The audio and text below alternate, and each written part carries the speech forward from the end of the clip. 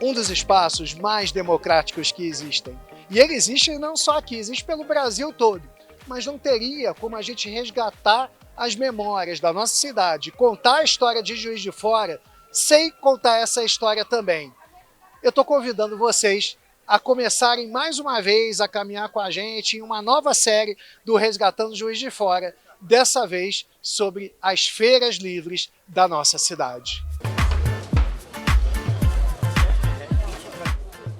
Já no início deste episódio, nós vamos entender o contexto anterior ao surgimento das feiras livres em Juiz de Fora. Depois, eu vou também apresentar para vocês alguns personagens protagonistas de suas histórias e também desses locais tão importantes para a nossa cidade. A história da feira livre em Juiz de Fora, ela é tão longa quanto a própria história da formação do núcleo urbano da nossa cidade, que remonta às décadas de 1850 e 1860, né? Então, desde essa época, passando por vários momentos, houve a gradativa regulamentação da ocorrência de feiras ou de instituição de mercados municipais na cidade de Juiz de Fora, sempre com o objetivo de baratear o custo dos gêneros alimentícios, né, dos gêneros de primeira necessidade, principalmente hortifruti granjeiros, né? Então isso vem desde a década de 1850, passando em várias fases na nossa história. Mas há alguns momentos que são realmente momentos que essa trajetória de feiras livres ou de constituição de mercados municipais na cidade se ligam diretamente à luta da classe trabalhadora de Juiz de Fora, e esse momento em particular é nos anos 1920. Só que antes de abordar a década de 1920, que fará surgir a principal feira livre da nossa cidade, é importante que a gente resgate um histórico que compõe duas fases anteriores de feiras livres ou mercados municipais em Juiz de Fora. A primeira fase, que vai de 1860 até 1880, aproximadamente, a Câmara Municipal autorizou o funcionamento de uma feira livre no Parque Alfield, no atual Parque Alfield, né? Bem em frente à antiga Câmara Municipal da cidade, que era o poder público, né? Não existia uma prefeitura, era a Câmara que exercia o poder público, né? Era a municipalidade. Então ali existia uma feira muito restrita, com um número muito pequeno de feirantes, e a gente acredita que esse comércio ele voltava-se mais para a população ali de classe média alta da área central, né? Acreditamos também que até existiriam ali atividades no período que a escravidão ainda vigia, até 1888, que pode ter havido ali a utilização de escravos de ganho, né? Trabalhadores escravizados que trabalhavam também vendendo produtos ali para os seus senhores, tá? Mas esse período que vai de 1860 a 1880, essa primeira fase da feira, ela é muito restrita.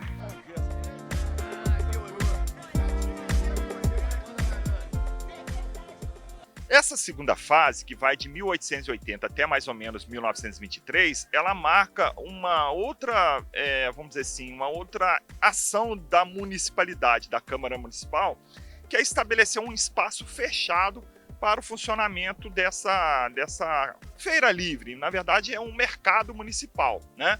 Nesse espaço, um número limitado de feirantes ou comerciantes vai ser cadastrado pela Câmara, né?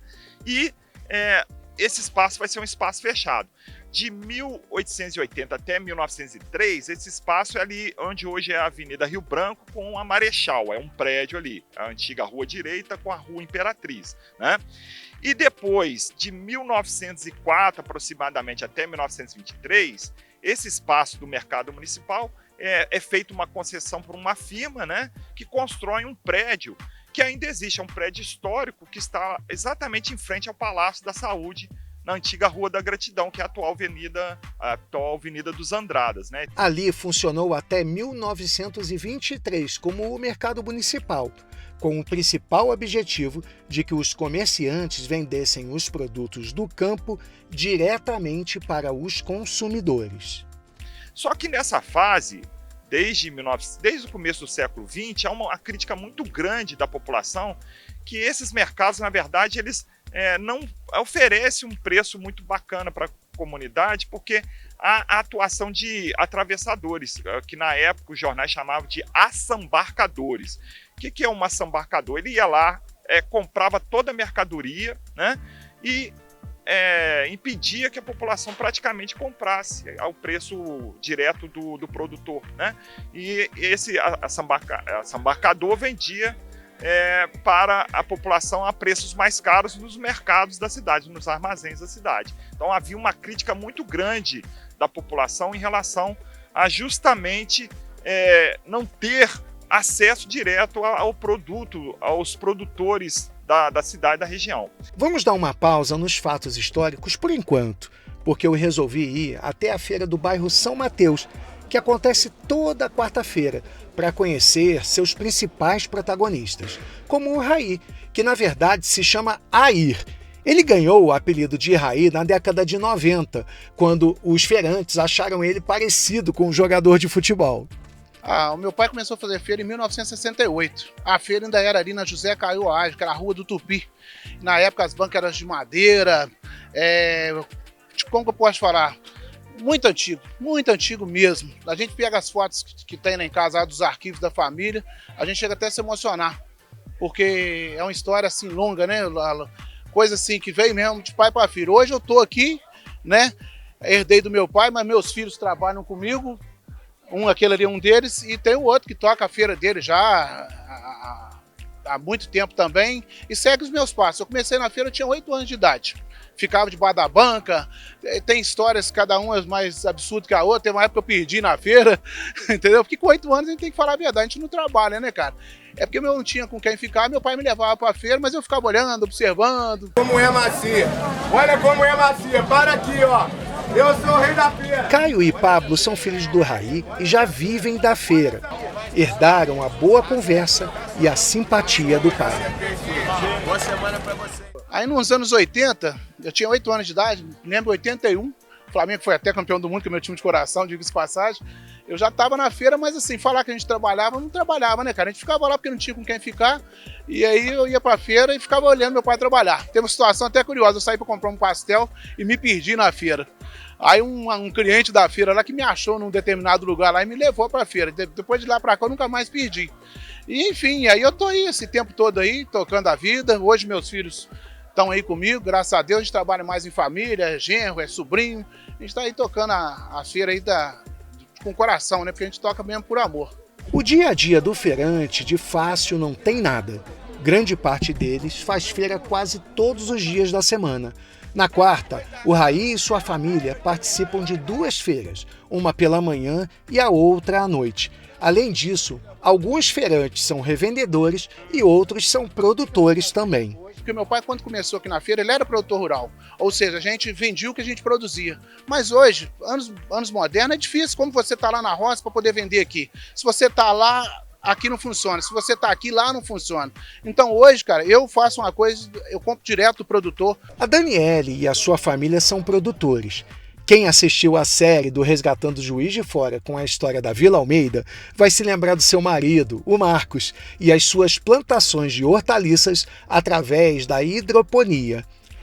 Ela e a sua mãe, Dona Luci, estavam na Feira de São Mateus, onde já trabalham há 42 anos. Os meus sogros, né, a Terezinha e o Luiz, vieram para cá para começar a vida. E então, desde sempre, eles sempre foram agricultores. Fizeram plantação e da plantação fazia revenda através das feiras. Nós fazíamos todas, né, de terça a domingo. Aí, com o tempo, nós ficamos só com aqui de São Mateus. Hoje, eu e o meu esposo, né, estamos aqui há 24 anos. Interessante perceber no universo das feiras livres que, do mesmo modo que o trabalho é passado de uma geração para outra, os feirantes também acompanham a sua clientela através das gerações diferentes de uma mesma família. E é muito bacana que hoje alguns já são os netos, né? Eu tenho netos que vêm aqui de clientes nossos, que os seus avós vinham quando a minha sogra, né, ela iniciou as vendas na feira, né? E é muito bacana, porque às vezes o vô e a avó já estão bem idosos. Então já não tem mais a liberdade de andar sozinho.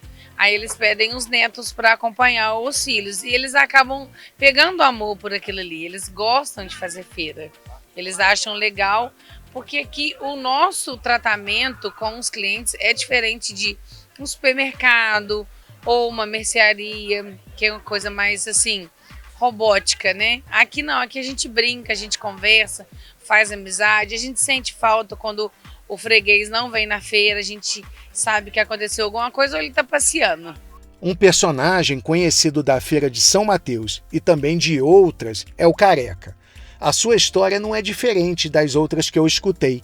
Iniciou com seu pai e ele já é feirante há 40 anos. É de geração, né? Meu pai era plantador no Piau, ele tinha horta, vinha pro Ceasa, vendia muito na época, não tinha muito supermercado, né? A feira já tem 100 anos, é um patrimônio tombado, cara. Essa feira aqui mesmo tem mais de 60 anos. No próximo episódio, vamos ver que a pressão da população e de trabalhadores surtiu efeito.